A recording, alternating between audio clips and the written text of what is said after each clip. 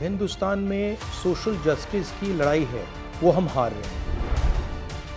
Media system in India, sorry to be blunt, is a political blackmailing system to get money. Election process पर लोगों का बहुत अविश्वास है। The entire has become toolkit of BJP, and nobody is speaking about it, and people are protesting on streets. You can only defeat Modi ji, and the caste census is the antidote for OBC, SC, ST and minority groups.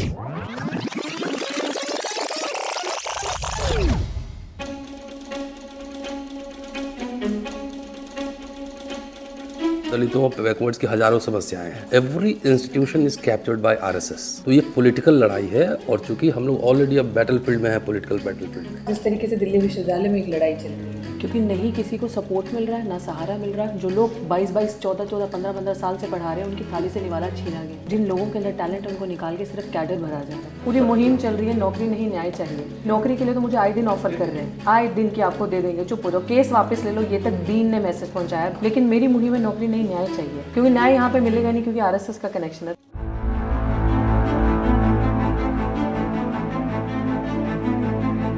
अब क्या है sir, ये जो caste census है, अब ये caste census को क्यों लोग रहे हैं कुछ ताकतें? To be very frank, the present government, caste census से एक्सरे हो जाएगा, पता लग जाएगा कौन क्या है, और मुझे भी पता लगेगा, अरे मैं तो एक्चुअली मैं शूद्र हूँ, मुझे भी पता लगेगा। और वोल्टायर जो था फ्रेंच रिवॉल्यूशन का, मैंने उसको पढ़ा, वो कहता था कि सिर्फ गुलाम को इतना बता दो कि वो गुलाम है, वो अपनी बेड़ियां खुद तोड़ लेगा, एक बार उसको पता लगने की जरूरत है। Otherwise he is enjoying his slavery. मैं तो कावड़ उठा के जा रहा हूँ, मेरे ऊपर फूल बरस रहे हैं हेलीकॉप्टर से। I am so happy about it. सबसे पहले मेरे मुताबिक हम सबको ये एक्सेप्ट कर लेना चाहिए कि जो हिंदुस्तान में सोशल जस्टिस की लड़ाई है वो हम हार रहे हैं। मतलब जो हमारा मेथड है सक्सेस नहीं पा रहा है, हम रिग्रेस कर रहे हैं, पीछे जा रहे हैं, आगे नहीं जा रहे हैं। एग्जैक्टली लास्ट 10 years में पता लगने लगा है कि एक्चुअली हार रहे हैं।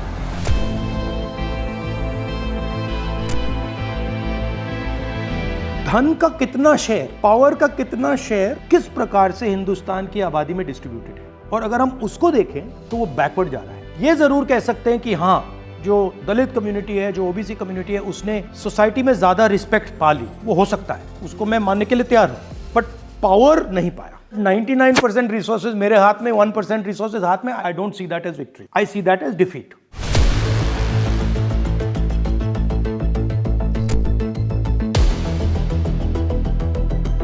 आप इंडिया के टॉप कॉर्पोरेट्स को देख लीजिए, आप इंडिया के लीगल सिस्टम को देख लीजिए, आप मीडिया सिस्टम को देख लीजिए, आप एनजीओ सिस्टम को देख लीजिए, आप कोई भी सिस्टम देख लो, you look anywhere, you will not find that.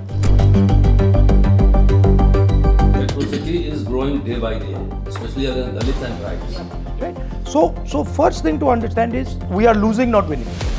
Second thing to understand is there are causes for us losing, but this is much more a battle of the history and the spirituality of the weaker people in India. Election process पर लोगों का बहुत अविश्वास है।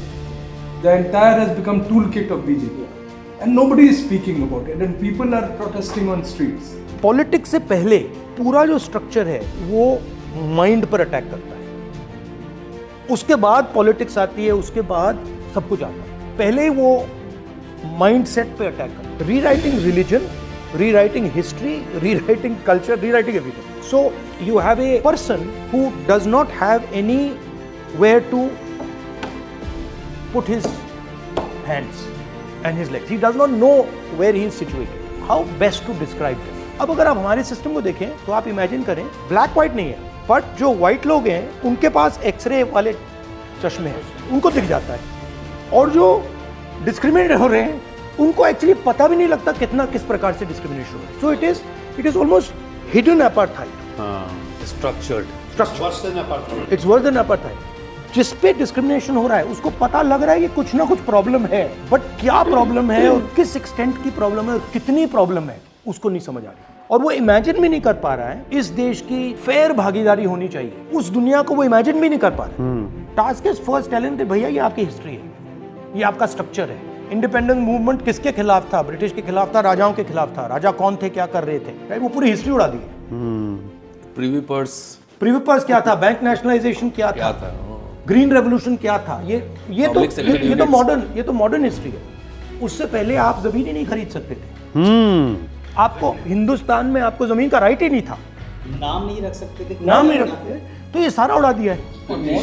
Also most of the OBC tribes को तो notified criminal tribe में ला दिया गया ब्रिटिश टाइम में। Point is, in my view, challenge is one of information. Task is also one of situational awareness. कि मैं यहाँ बैठा हूँ और मेरी हिस्ट्री ये है और मेरा फ्यूचर ये है. And then of course task is political and social and economic. But without giving clear structure in time and space. तो we have to expand that ये 3000 साल की लड़ाई है.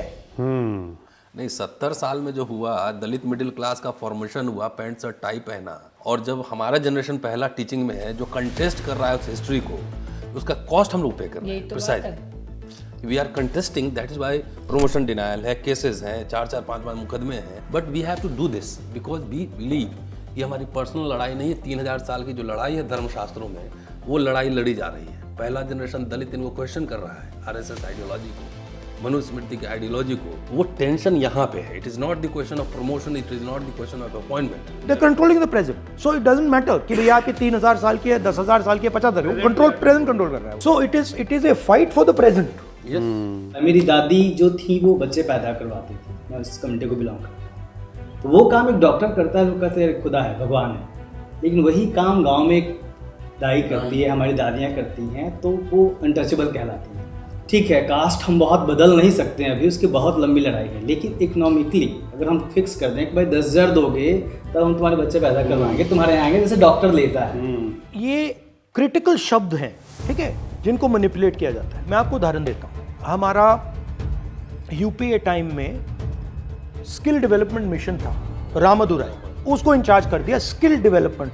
तो वो मुझसे मिलने आया, वो कहता है राहुल जी हम स्किल डेवलपमेंट कर रहे हैं। मैंने कहा कैसे करोगे? कहता है राहुल जी हम ITIs बना रहे हैं, सेंटर्स बना रहे हैं, उसमें हम कारपेंट्री सिखाएंगे, हेयर कटिंग सिखाएंगे, ये सब सिखाएंगे। आई सेड इंडिया में there is no skill problem, there is a certification problem. और मैंने उससे कहा देखिए आप ऐसे करिए, आपको कितने नाई चाहिए?